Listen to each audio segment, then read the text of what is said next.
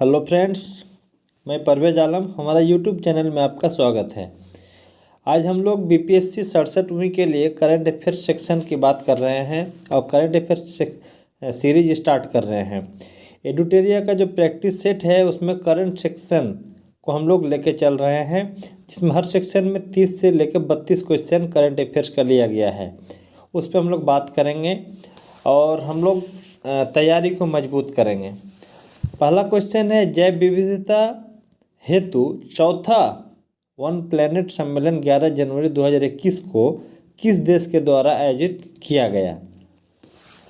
तो ये आयोजित जो है फ्रांस के द्वारा किया गया है। और इसका जो ये आपका जैव विविधता का 4th प्लैनेट है, इसका जो थीम है आपका let's act together for nature. इसका उद्देश्य क्या है कि जैव विविधता की रक्षा पर ध्यान को केंद्रित करना। और ये जो प्रोग्राम है संयुक्त राष्ट्र संघ और विश्व बैंक के सहयोग से किया गया है। तो इसके लिए इसका आंसर हो गया option number B, France. Next question है, पर्यावरण, वन एवं जलवायु परिवर्तन मंत्रालय द्वारा जारी status of leopard in India 2018 के अनुसार, मतलब इस एक रिपोर्ट जारी हुआ 2018 में किसके बारे? लियोपार्ड्स के बारे। और जारीकर्ता कौन है? पर्यावरण, वन एवं जलवायु परिवर्तन मंत्रालय के अनुसार 2014 से 18 के अवधि में तेंदुओं की संख्या में कितने प्रतिशत की वृद्धि हुई? ऑप्शन ए में है 50%, बी में है 60%, सी में है 62.5% और डी में है 65%। तो इसका आंसर है सी, मतलब 62.5%। भारत में अभी तेंदुओं की संख्या लगभग 18 के रिपोर्ट में 12,852 है, जो सबसे अधिक मध्य प्रदेश में है 3421 और दूसरा कर्नाटक में। ये जारीकर्ता याद रखना है पर्यावरण, वन एवं जलवायु परिवर्तन मंत्रालय। और इसमें 2014 से 18 में वृद्धि कितना है? तो 62.5%। नेक्स्ट क्वेश्चन पे हम लोग चलते हैं, नेताजी सुभाष चंद्र बोस आपदा प्रबंधन पुरस्कार 2021 व्यक्तिगत श्रेणी में किसे प्रदान किया गया? इस पे पॉइंट है व्यक्तिगत श्रेणी में, क्योंकि ये पुरस्कार एक व्यक्तिगत श्रेणी में भी दिया जाता है और एक संस्थागत श्रेणी में भी दिया जाता है। तो पहला ऑप्शन देख रहे हैं सुरेश कुमार मुखर्जी, ऑप्शन बी में है डॉक्टर अमिताभ घोष, सी में है डॉक्टर राजेंद्र कुमार भंडारी और डी में है डॉक्टर आशुतोष, ई में है उपयुक्त में से कोई नहीं या उपयुक्त में से एक से अधिक। तो इसका आंसर है डॉक्टर राजेंद्र कुमार भंडारी। व्यक्तिगत श्रेणी में डॉक्टर राजेंद्र कुमार भंडारी को दिया गया है। यह एक भूविज्ञानी है। अब संस्थागत में अगर बात करें तो दिल्ली का एक संस्था है सीड्स, जिसका नाम है पूरा सीड्स में sustainable environment and ecological development society. Seeds को संस्थागत श्रेणी में दिया गया है और व्यक्तिगत श्रेणी में डॉक्टर राजेंद्र कुमार भंडारी को दिया गया है, इसलिए ऑप्शन इसका हो गया सी। नेक्स्ट क्वेश्चन है क्वेश्चन नंबर 4, 1 अप्रैल 2021 को 17वीं बिम्स्टेक मंत्री स्तरीय बैठक की मेजबानी किस देश ने की? तो बिम्स्टेक का मंत्री स्तरीय बैठक है जो 17वीं है, तो इसका मेजबानी किया श्रीलंका। और भारत की ओर से जो विदेश मंत्री है एस जयशंकर ने भाग लिया। यह सम्मेलन वर्चुअली हुआ और बिम्स्टेक के जो सदस्य देश हैं मैं बता दूं, बांग्लादेश, भारत, श्रीलंका, थाईलैंड, म्यांमार, नेपाल और भूटान। सबसे आखिरी देश जो भूटान है 2004 में ये बिम्स्टेक का सदस्य बना है। तो इसमें हो गया मेजबानी देश क्या? Sri Lanka, option number B. Next है हम लोग देख रहे हैं क्वेश्चन नंबर 5, राष्ट्रीय कृषि एवं और ग्रामीण विकास बैंक, जिसे नाबार्ड कहते हैं, के अध्यक्ष कौन है या किसे नियुक्त किया गया? पहले बता दें कि नाबार्ड की स्थापना 12 जुलाई 1982 को हुई और इसका जो स्थापना हुआ है वो मुख्य रूप से क्या, कृषि और ग्रामीण विकास के उद्देश्य से किया गया है? तो इसका ऑप्शन देख लीजिए। पहला ऑप्शन है गोविंदा राजुजू चिंताला, ऑप्शन बी में है doctor Harsh Kumar Bhanwala, option C है अजय कुमार त्रिपाठी, ऑप्शन डी है अधीर कुमार चौधरी। तो इसका आंसर है ऑप्शन नंबर ए में गोविंद राजुलू चिंताला। नाबार्ड का अध्यक्ष केंद्र सरकार के द्वारा गोविंदा राजुलू चिंताला को नियुक्त किया गया है। नाबार्ड का स्थापना बता दिए हैं 12 जुलाई 1982 को हुआ है और इसका जो मुख्यालय है वो महाराष्ट्र में है। अब हम लोग नेक्स्ट क्वेश्चन चलते हैं, क्वेश्चन नंबर 6 पे। अक्षय ऊर्जा या नवीकरणीय ऊर्जा या फिर रिन्यूएबल एनर्जी सोर्स भी कह सकते हैं के उत्पादन में भारत का विश्व में कौन सा स्थान है? दूसरा, तीसरा, चौथा या पांचवा? तो आंसर है आपका पांचवा। विश्व में पांचवा स्थान है नवीकरणीय ऊर्जा में। एक्चुअली क्या है कि भारत का जो आपका ऊर्जा जो जनरेट होता है टोटल हो रहा है आपका 3,77,261 मेगावाट, जिसमें से सबसे ज़्यादा लगभग 61.5% थर्मल पावर प्लांट से जनरेट किया जाता है इलेक्ट्रिसिटी। थर्मल पावर प्लांट कहिए तो जिससे कोयले से जो इलेक्ट्रिसिटी जनरेट करते हैं। अब यहाँ पे कोई कह रहा अक्षय ऊर्जा या फिर नवीकरणीय, तो 24.5% जो आपका रिन्यूएबल एनर्जी सोर्स है वो आपका अक्षय ऊर्जा से जनरेट किया जाता है। तो ध्यान रहे भारत का स्थान पांचवा है नवीकरणीय ऊर्जा के माध्यम से इलेक्ट्रिसिटी उत्पादन करना। अब हम लोग चलते हैं क्वेश्चन नंबर 7 की ओर। क्वेश्चन नंबर 7 है कि मिस इंडिया 2020 किसे चुना गया?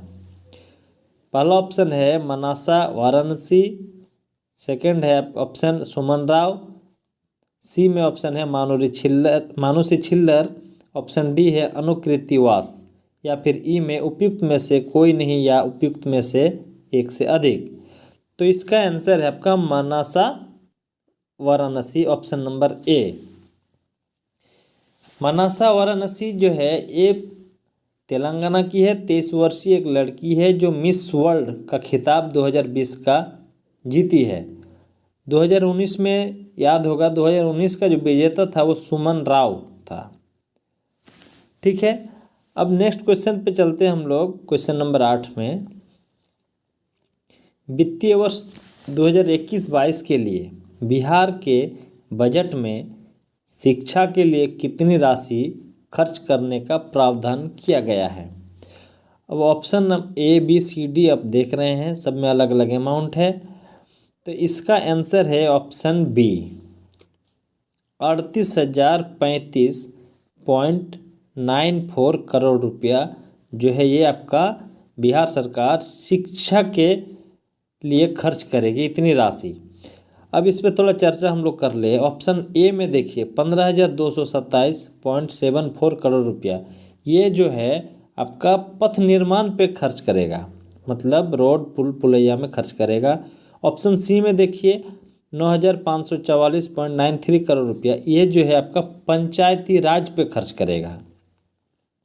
ऑप्शन नंबर डी में जो आपका अमाउंट दिया है 13,264.87 करोड़ रुपया, 87 करोड़ रुपया, ये जो है आपका स्वास्थ्य पर व्यय करेगी। ये बिहार सरकार का बजट है। ये आपका अमाउंट के साथ याद रखना जरूरी है। इस क्वेश्चन में आपका शिक्षा के लिए पूछा है, हो सकता है कभी स्वास्थ्य के लिए पूछ दे। तो कितना है 13,264.87 करोड़ स्वास्थ्य के लिए है। चलिए अब हम लोग नेक्स्ट क्वेश्चन पे चलते हैं। केन बेतवा लिंक परियोजना, केन बेतवा लिंक परियोजना हेतु हाल ही में किन दो राज्यों के बीच समझौता हुआ? ऑप्शन देखिए बिहार यूपी, ऑप्शन बी में बिहार झारखंड, सी में है यूपी मध्य प्रदेश, डी में मध्य प्रदेश झारखंड।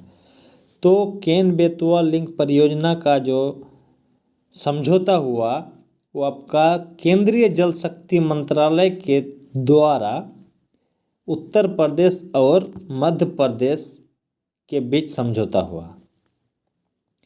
इस समझौता में 10.62 लाख हेक्टेयर क्षेत्र में सिंचाई होगी और 62 लाख लोगों के पेयजल की आपूर्ति भी होगी। इसमें क्या है कि 103 मेगावाट बिजली का उत्पादन भी होगा। केन बेतवा लिंक परियोजना में 103 मेगावाट बिजली का उत्पादन भी होगा। और हम बता दें कि दोधन बांध का जो निर्माण है वो केन बेतवा नदी पर ही किया जाएगा। कौन सा बांध? दोधन बांध। तो यूपी और मध्य प्रदेश के बीच ये समझौता हुआ।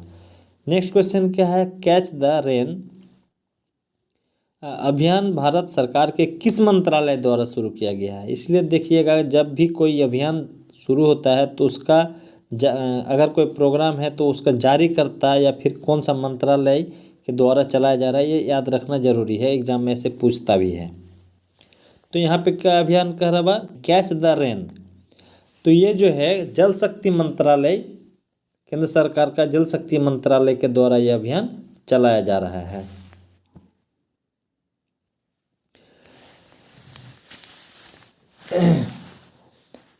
तो इसका शुरुआत जो है ये कब हुआ? ये 22 मार्च जो है जल दिवस है, उसके अवसर पर नरेंद्र मोदी इस अभियान का शुरुआत किया है। ठीक है। अब नेक्स्ट क्वेश्चन है, ई परिवहन सेवा शुरू करने वाला देश का पहला राज्य। ई परिवहन सेवा पहला राज्य हो गया आपका हिमाचल प्रदेश। अच्छा, कैच द रन कौन सा? ये आपका जल शक्ति मंत्रालय के द्वारा शुरू किया गया। 30वां व्यास सम्मान 2020 से किसे सम्मानित किया गया? ऑप्शन देखिए, doctor Sharan Kumar Limbale, option B Sharad Pangare, option C Mohan Krishna Bohra, option D Ashutosh Banerjee. तो व्यास सम्मान 2020 का शरद पंगारे को मिला। ध्यान रहे, एक बात और है कि 30वां सरस्वती सम्मान 2020, यहाँ है व्यास सम्मान, एक है सरस्वती सम्मान। सरस्वती सम्मान के लिए जो वो पुरस्कार है ये सम्मानित किया है वो किसको? डॉक्टर शरण कुमार लिम्बावे को, जो ऑप्शन ए में दिया हुआ है। तो यहाँ पे हम लोग देखना है व्यास सम्मान तो शरद पंगारे, और अगर सरस्वती सम्मान होता तो शरद कुमार लिम्बावे। नेक्स्ट क्वेश्चन है, 2021 विश्व वन्य जीव दिवस का थीम क्या है? विश्व वन्य जीव दिवस का थीम क्या है? ऑप्शन देखिए, पहला है forest and livelihood sustaining people and planet, option B में है climate change to save earth, option C है sustaining all life on earth, option D है life below water for people and planet. तो इसमें answer है आपका option A. विश्व वन्यजीव दिवस का थीम है आपका forest and livelihood sustaining people and planets. विश्व वन्यजीव दिवस कब मनाया जाता है? तो 3 मार्च को मनाया जाता है। 3 मार्च 2013 को संयुक्त राष्ट्र महासभा ने इसका शुरुआत किया। तो थीम हम लोग देख लिए, forest and livelihood sustaining people and planet. चलिए अब हम लोग नेक्स्ट क्वेश्चन पे देखते हैं क्या है। Question number 14, world economic forum की ग्लोबल जेंडर गैप रिपोर्ट 2021 में 156 देशों की सूची में भारत का क्या स्थान है? तो देखिए 156 देशों की एक सूची है, किसके लिए? तो ग्लोबल जेंडर गैप रिपोर्ट है 2021 का। जारीकर्ता कौन है? वर्ल्ड इकोनॉमिक फोरम में भारत का स्थान है 140वां। भारत का स्थान है 140वां। 156 देशों की सूची में अंतिम पायदान पर है अफगानिस्तान और सबसे प्रथम स्थान पर है आइसलैंड। ये दो बात भी याद रखने का चीज़ है। अगर ये 2021 का रिपोर्ट है, पिछले साल 2020 में भारत का रैंक था 112। चलिए next question, question number 15, riding free my Olympic journey पुस्तक किसके द्वारा लिखी गई? इम्तियाज अनीस के द्वारा। किनके द्वारा? इम्तियाज अनीस के द्वारा। नेक्स्ट क्वेश्चन, टोक्यो पैरालंपिक 2020 में कुल कितने खेल शामिल हैं? जब आया है तो इस पर हम लोग थोड़ा डिस्कस कर लें। एक है टोक्यो ओलंपिक, एक है टोक्यो पैरा ओलंपिक। अब क्वेश्चन कह रहा है टोक्यो पैरा ओलंपिक में कुल कितने खेल है, तो 22 खेल है। टोक्यो ओलंपिक में कितना खेल है, तो 33 खेल है। याद रखिएगा, टोक्यो पैरालंपिक में 22, टोक्यो ओलंपिक में 33 खेल है। अब टोक्यो पैरालंपिक में भारत कितना पदक जीता, तो 19 पदक जीता, और 19 पदक जीतकर पदक तालिका में भारत का स्थान है 24वां। लेकिन टोक्यो ओलंपिक में भारत को कुल 7 पदक का जीत हुई है, और 7 पदक जीतकर भारत टोक्यो ओलंपिक में पदक तालिका में 48वां स्थान पर है। ये याद रखिएगा। चलिए नेक्स्ट क्वेश्चन है क्वेश्चन नंबर 17। थोड़ा सा सेटिंग गड़बड़ाया है। नौरा अलमतरोसी किस देश की पहली महिला अंतरिक्ष यात्री बनी, तो ये यूएई सऊदी अरब अमीरात का। नेक्स्ट क्वेश्चन है किस फिल्म में 93वां ऑस्कर पुरस्कार 2021 का सर्वश्रेष्ठ फिल्म का पुरस्कार जीता। 93वां ऑस्कर पुरस्कार सर्वश्रेष्ठ फिल्म में है, ऑप्शन देखिए, parasite, the shape of water, मिनारी, option D में है नोमैडलैंड। तो इसका आंसर है नोमैडलैंड। और इसी फिल्म का जो निर्देशक है क्लो झाओ, उसे सर्वश्रेष्ठ निर्देशक का अवार्ड मिला है। चलिए अब देखते हैं नेक्स्ट क्वेश्चन, क्वेश्चन नंबर 19। बदलाव के बाद मतलब नया जो मंत्रिमंडल का गठन हुआ, नया जो मिनिस्ट्री का हेरफेर हुआ, कह रहा है मंत्रिपरिषद में शिक्षा और ग्रामीण विकास मंत्री के जोड़े का चयन करें। मतलब शिक्षा मंत्री कौन है, तो शिक्षा मंत्री हम लोग जान रहे हैं धर्मेंद्र प्रधान है, और ग्रामीण विकास मंत्री कौन है, तो ग्रामीण विकास मंत्री हम लोग जान रहे हैं गिरिराज सिंह है। तो इस हिसाब से ऑप्शन सी हो गया इसका आंसर। धर्मेंद्र प्रधान जो है बिहार से ही राज्यसभा नियुक्त किए हुए हैं, और फिर क्या है, गिरिराज सिंह बिहार के ही एक जिला है जो बेगूसराय, वहाँ से वो सांसद बने हैं। नेक्स्ट क्वेश्चन, ई भंडारण लागू करने वाला भारत का पहला राज्य कौन बना, तो ई भंडारण लागू करने वाला पहला राज्य बिहार बना। क्या है इसमें कि बिहार राज्य भंडारण निगम का जो गोदाम में खाली जगह है और उसका रेट आदि की जानकारी जो है अब वो ऑनलाइन उपलब्ध करेगा। चलिए अब नेक्स्ट क्वेश्चन हम लोग बढ़ते हैं क्वेश्चन नंबर 21 पे। क्वेश्चन नंबर 21, ग्राम उजाला योजना के तहत ग्रामीण क्षेत्रों में 10 रुपया में एलईडी प्रदान किया जाएगा। इसकी शुरुआत बिहार के किस जिले से हुई। यहाँ पूछा है उजाला योजना एलईडी से संबंधित है, उज्ज्वला योजना होता है एक, वो आपका एलपीजी गैस सिलेंडर से संबंधित है। तो उजाला योजना जो 10 रुपये में एलईडी प्रदान करेगा, तो ये बिहार के आरा या भोजपुर जिला से शुरुआत है। ठीक है, नेक्स्ट क्वेश्चन है, बिहार का पहला खेल विश्वविद्यालय कहाँ बनाया जाएगा।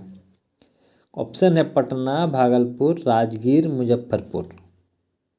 तो पहला खेल विश्वविद्यालय बनाया जाएगा आपका राजगीर में।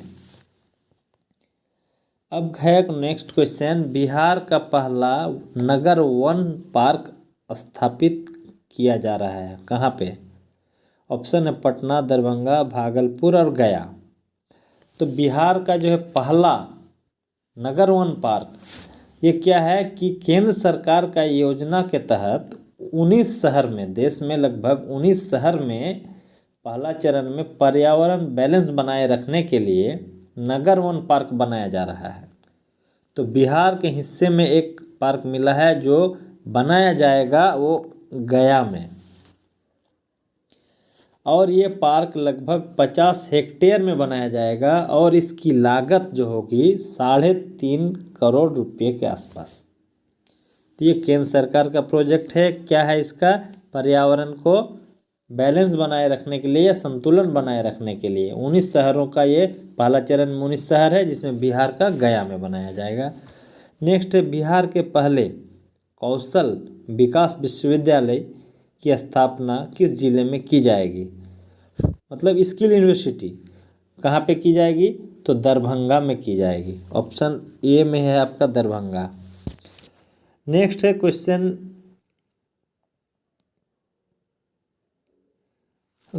नंबर 25 में है आपका, टोक्यो ओलंपिक 2020 में निम्नलिखित में से किस खेल को शामिल किया गया? ऑप्शन देखिए, स्केटबोर्डिंग, ऑप्शन बी में सर्फिंग, सी में कराटे, डी में स्पोर्ट्स क्लाइंबिंग और ई में है आपका कराटे। अब ए बी सी 1 2 3 4 करके ऑप्शन है। यहाँ पे जितने भी खेल हैं, सिर्फ कराटे को छोड़कर जो भी 4 खेल दिख रहे हैं वो सभी को इस बार टोक्यो ओलंपिक में जोड़ा गया है नए खेल के रूप में। तो अगर ऑप्शन सी को छोड़ दिया जाए तो इसके हिसाब से आंसर आपका ए बन रहा है, पहला वाला। कराटे छोड़कर 4 खेल को नया जोड़ा गया है, skateboarding, surfing, sport climbing, karate, कुमाइट। Next question है, आर्थिक सर्वेक्षण 2021 में अनुसार सबसे अधिक प्रति व्यक्ति आय वाले राज्यों का सही क्रम बताएं। मतलब सबसे अधिक प्रति व्यक्ति आय है वो है गोवा में, सेकंड में है सिक्किम और तीसरा में है आपका दिल्ली। तो इसलिए ऑप्शन हो गया सी। अब कहा जाए तो प्रति व्यक्ति सबसे कम आय वाले राज्य, तो उसमें आएगा हमारा बिहार, उससे थोड़ा सा ऊपर में आएगा छत्तीसगढ़ और उससे थोड़ा सा ऊपर जाएगा झारखंड। अगर प्रति व्यक्ति मिनिमम या कम अगर प्रति व्यक्ति आय की बात करता तो क्या होता? बिहार, उसके बाद छत्तीसगढ़, उसके बाद झारखंड। तो यहाँ पे हम लोग क्या करें, सबसे अधिक तो गोवा सबसे अधिक, उसके बाद सिक्किम, फिर दिल्ली। नेक्स्ट क्वेश्चन है, चाय महोत्सव 2021 का आयोजन किस राज्य में किया गया? हम लोग जानते हैं कि चाय के लिए जो फेमस स्टेट है वो आपका असम है। तो ऑब्वियसली चाय का जो महोत्सव है वो आपका असम में ही होगा, तो इसके लिए ऑप्शन ए है।